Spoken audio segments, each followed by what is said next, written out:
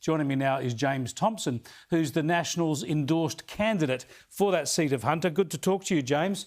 Great to chat to you too, Chris. You think that with Joel Fitzgibbon moving on, the Nats are a chance to take a seat? You got within, what, 6 percentage points last time?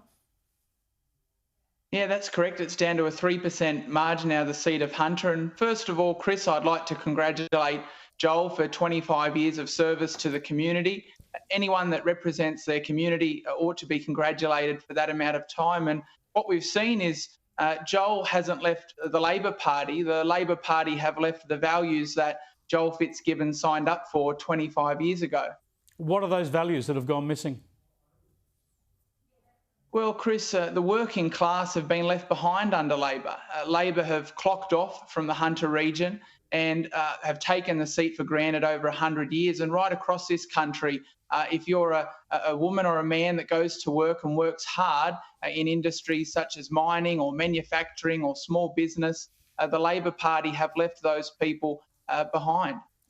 Well, the Labor Party look like running Daniel Repicoli, a former Olympian and a former coal miner. The Labor candidate is going to say that he's full on for coal, as you are in the Hunter region. Of course, coal is such a significant part of the economy. The question is whether voters are going to trust Labor or the Nats when it comes to support for coal, because both parties have plenty of people in their organisation arguing against the further expansion of the coal industry.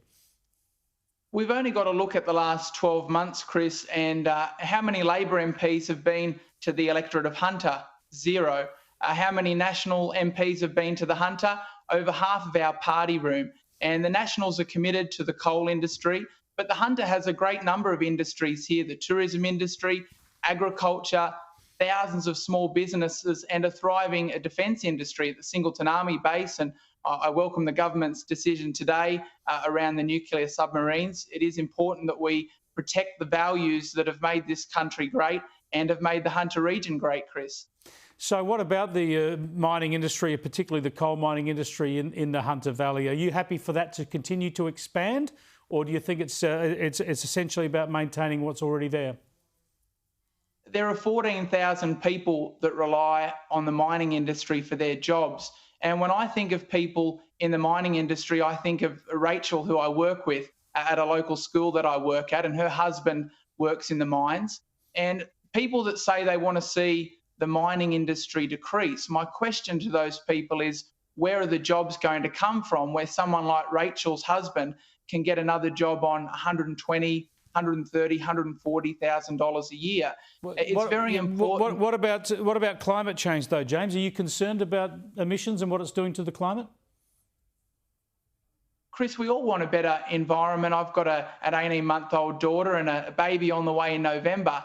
We want a clean environment. However, we've got to look at the Hunter's coal. It is the cleanest coal in the world. That's been fact-checked. Yep, all right. Sorry, but I just want to get a clear statement from you on whether you support reducing emissions in Australia, for instance, to net zero.